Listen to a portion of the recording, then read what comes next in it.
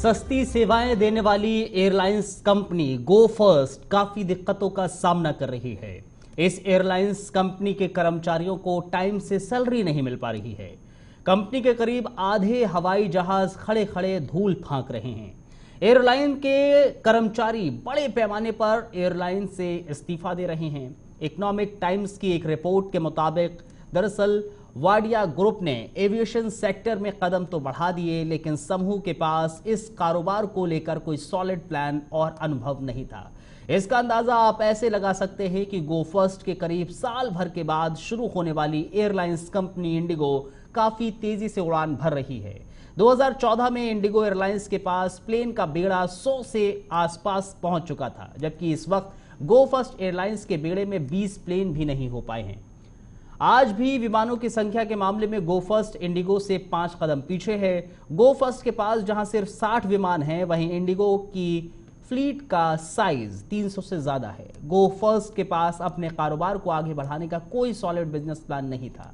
इसके अलावा एयरलाइंस का अगर बात की जाए, एयरलाइंस के सामने कई दिक्कतें भी आ रही हैं और अनचाही समस्या इसके सामने खड़ी हो रही है। जब दुनिया में कोरोना महामारी ने दस्तक दी, 2020 में शुरू हुई महामारी के चलते जब दुनिया भर की एयरलाइंस की हालत खराब हो रही थी, तो गो फर्स्ट पर भी इसका सीधा असर पड़ा और करीब साल भर एयरलाइंस का काम धंधा पूरा ठप पड़ गया। एयरलाइंस कंपनियां मजबूरन अपने स्टाफ को लीव विदाउट पे के जरिए घर भेज रही थीं। इस बीच सूत्र ये बताते हैं कि साल 2021 में जेह वाडिया ने भी वाडिया ग्रुप की सभी कंपनी और एयरलाइंस इस्तीफा दे दिया और लंदन चले गए। गो फर्स्ट की परेशानी यही नहीं थमी। इस आग में घी का काम किया एयरलाइंस में लगे प्रैट एंड व्हिटनी इंजन ने। गो फर्स्ट के विमानों के बेड़े में एयरबस A321 नियो के विमान शामिल हैं। कंपनी ने नए विमान खरीदने के वक्त भी इसी विमान के अन्य वर्जन को तरजीह दी। इसमें से ज्यादातर में प्रैट एंड व्हिटनी कंपनी के इंजन लगे हैं। पिछले साल जुलाई में जब एयरलाइन कंपनी के 45 विमान उड़ान भर रहे थे, तब अचानक से 3 महीने के अंदर प्रैट एंड व्हिटनी कंपनी के इंजनों में खराबी की वजह से एयरलाइंस के 24 विमान जमीन पर खड़े हो गए। फिलहाल कंपनी के 59 में से 25 प्लेन इंजनों में खराबी है और 4 लैंडिंग गियर में समस्या की वजह से उड़ान नहीं भर पा रहे हैं। इसके चलते कंपनी के कामकाज पर बुरा असर पड़ा। सूत्र ये बताते हैं कि गो फर्स्ट एयरलाइंस को टाटा समूह की एयर इंडिया और राकेश झुनझुनवाला की हाल ही में लॉन्च हुई अकासा एयरलाइंस से अच्छी खासी चुनौती मिल रही है। हालांकि वाडिया ग्रुप ने गो फर्स्ट एयरलाइंस का कामकाज जारी रखने के लिए हर संभव कदम उठाए। पिछले 15 महीनों में वाडिया ग्रुप ने अपनी इस एयरलाइंस को पटरी पर लाने के लिए 3000 करोड़ रुपए लगाए। इसके अलावा वाडिया समूह ने सरकार की इमरजेंसी क्रेडिट लाइन की गारंटी स्कीम से भी 600 करोड़ रुपए का कर्ज लिया, क्योंकि कंपनी के मार्केट से पैसा जुटाने में परेशानी आ रही है।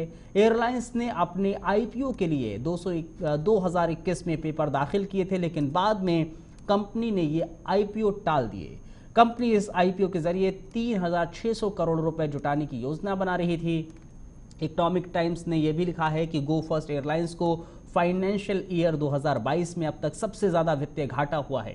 इकोनॉमिक टाइम्स ने कैपिटल लाइन के हवाले से एक रिपोर्ट पेश की है। इस रिपोर्ट में कहा गया है कि गो फर्स्ट को वित्त वर्ष 2020-21 और 870 करोड़ रुपए का घाटा हुआ। वहीं वित्त वर्ष 2021-22 में यह बढ़कर 1804 करोड़ रुपए हो गया। इसी तरह एयरलाइंस कंपनी पर कर्ज 2020-21 में 2540 करोड़ रुपए था, जो 2021-22 में बढ़कर 3513 करोड़ रुपए हो गया था। हाल ही में खबर आई, वाडिया ग्रुप गो फर्स्ट से अपनी बड़ी हिस्सेदारी बेचने या कंपनी को पूरी तरीके से हिस्सेदारी बेचने की दिशा में कदम बढ़ा चुके हैं और अब तस्वीरें भी कुछ ऐसी देखने को मिली। गो फर्स्ट की तमाम एयरलाइंस, तमाम एरोप्लेन्स एयरपोर्ट पर खड़े हुए कतारों में नजर आते हैं, तो एक और एयरलाइंस का खात्मा नजर आ रहा है, बंद होने की कगार पूरी तरीके से नजर आ रही है। फिलहाल इस अपडेट के साथ मैं आपके बीच अब्दुल नबी हसन था।